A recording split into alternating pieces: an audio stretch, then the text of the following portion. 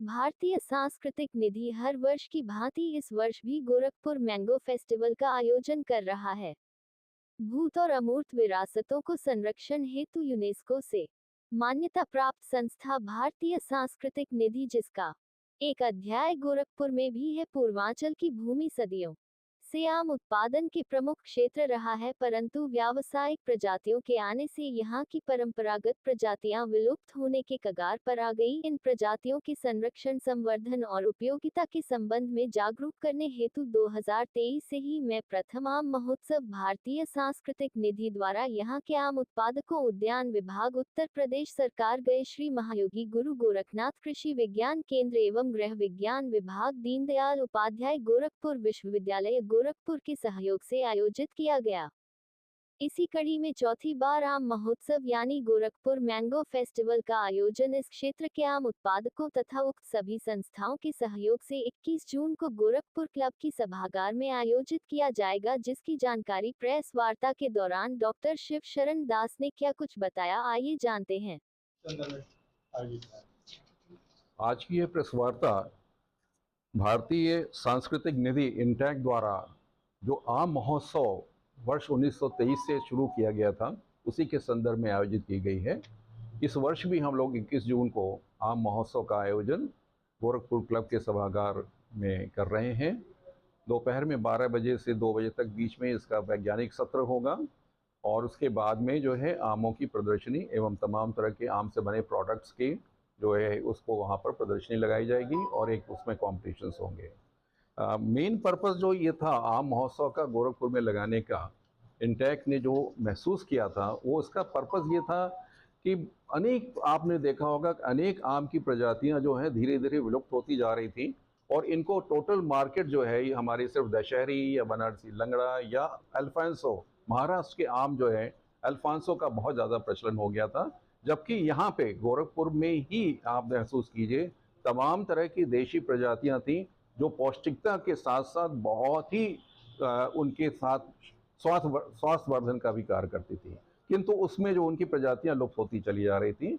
तो इंटैक्ट ने ये सोचा कि किस तरह से, जो भारतीय संस्कृत निधि ने ये सोचा कि किस तरह से जो है इन प्रजातियों की रक्षा की जाती है। तो प्रदर्शनी में इन तमाम तरह की प्रजातियां जो अभी हैं उनको हम लोग यहाँ पर उनका प्रदर्शनी लगाते हैं। साथ ही साथ उनको किस तरह से उनको उत्पादन बढ़ाया जाए, किस तरह से उनकी समस्याएं क्या आ रही हैं उसको वही निराकरण किया जाता है। और इसमें तमाम तरह के वैज्ञानिक यहाँ पर आते हैं जो भारत के सबसे आम के लिए सर्वोच्च वैज्ञानिक हैं।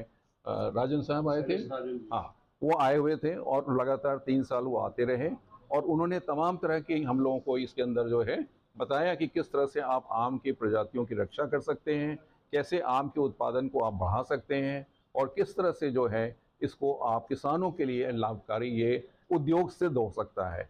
इनफैक्ट देखिए, आप महसूस करते हैं मलिहाबाग आम के लिए दशहरी के लिए जाना जाता है, उसी तरह से हमारा गोरखपुर भी जो है एक बड़ा विशेष आम यहाँ का है प्रसिद्ध रूप से, वो है गंवरजीत। और गंवरजीत की वैरायटी जो है, हालांकि उसकी शेल्फ लाइफ थोड़ी कम है, बहुत जल्दी वो थोड़ा ख़राब होता है, पर उसके स्वास्थ्यवर्धन कैपेसिटी या उसके बारे में उसका जो रस है, जो उसका फ्लेवर है, वो किसी आमों में दूसरे में नहीं मिलता है।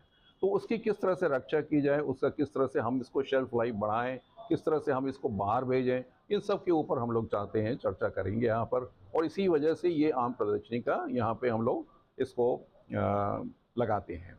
आप तो जानते ही हैं आम फलों का राजा कहा जाता है। इसमें पौष्टिकता है, इसमें गुणवत्ता है, इसमें हर तरह के विटामिन्स हैं, प्रचुर मात्रा में खनिज है, कार्बोहाइड्रेट है, साथ ही साथ प्रोटीन है इसके अंदर।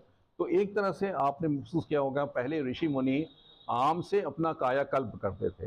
हालांकि ये विधि अब जो है प्रचलित नहीं हो रही है क्योंकि कायाकल्प के एक सिस्टम होता था, पर अभी भी वैद्याचार्य लोग जो हैं आम से कायाकल्प करने की एक विधि बताते हैं और वो बहुत ही पौष्टिक, उससे शरीर बिल्कुल जो है निरोग हो जाता है।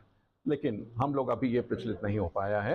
तो इन सभी संदर्भों में इन सब के लिए वार्ता करने के लिए जो वैज्ञानिक सत्र है, उस वैज्ञानिक सत्र में हमारे आ रहे हैं यहाँ पे जो विशेषज्ञ उद्बोधन में डॉक्टर आशीष यादव, प्रधान वैज्ञानिक ICAR रहमान खेड़ा लखनऊ के आ रहे हैं, पारसनाथ जिला उद्यान अधिकारी गोरखपुर के आ रहे हैं, डॉक्टर अजीत कुमार श्रीवास्तव वैज्ञानिक वो आ रहे हैं, श्री वीके और डॉक्टर अनुपमा कौशिक गृह विज्ञान विभाग द्वारा दीनदयाल उपाध्याय गोरखपुर विश्वविद्यालय द्वारा ये लोग भी अपनी यहाँ पर उद्बोधन करेंगे। और इसी कड़ी में यहाँ के कुछ किसानों को भी जो आम के फलों के जो उन्होंने लगा रखा है उन लोगों को भी बुलाया गया है कि उनकी क्या समस्याएं हैं, उनका भी निराकरण किया जाए। कितनी प्रजाति के आम? देखिए, ऐसे तो प्रजातियों भी पिछली बार हम लोग 45 से 50 प्रजातियां आई थी, लेकिन जो हमारे पास जो मेन प्रजातियां हैं वो तो गंवरजीत है, दशहरी है और कपूरी, यानी कि आप बनारसी लंगड़ा कह सकते हैं, आपने देखा। और हमारे कुछ देसी आम भी बहुत आते हैं। बहुत सी इसके अंदर जो है ऐसे भी वैरायटी आते हैं जो कि एक तरह से समझिए कि उनका प्रचलन ज़्यादा बिक्री नहीं होती है, जैसे कि उसमें क्या बोलते हैं, नाजुक बदन है और हाथी झूल है और सफ़ेदा वैरायटी आती थी एक, और वो मालदा है, मालदा बड़े वाले आम जो आते हैं, गूदे वाले आम, उस तरह के हैं। तो इस तरह की बहुत प्रजातियां हैं। अगर आप आएंगे प्रदर्शनी में तो आप महसूस करेंगे कि न जाने कितने वैरायटीज़ जो हैं यहाँ पर उपलब्ध हैं, जो हम जानते नहीं हैं और जिसको समाज नहीं जानता है, जो बिक्री में प्रचलित नहीं है। लोगों ने आम खाया और छोड़ के चले गए, तो वो विलुप्त हो रही हैं। उन गुजरातियों की ही, मेन प्रजातियों की ही रक्षा करना हमारा उद्देश्य है। क्या नाम है सर आपका? मैं डॉक्टर शिव शरण दास, गोरखपुर विश्वविद्यालय से मैंने रसायन विज्ञान में जो है यहाँ पर मैं प्रोफेसर था और मैं 2014 में रिटायर हुआ था। तब से ये इंटैक्ट संस्था द्वारा आप लोग सब मुझे यहाँ पर, आप लोगों ने यहाँ पर संलग्न कर रखा हुआ है। हम भी चूँकि आम के यहाँ पर ग्रोअर हैं और हमने 1986 में आम के बाग यहाँ इस्टेब्लिश किए थे, आम के प्रजातियों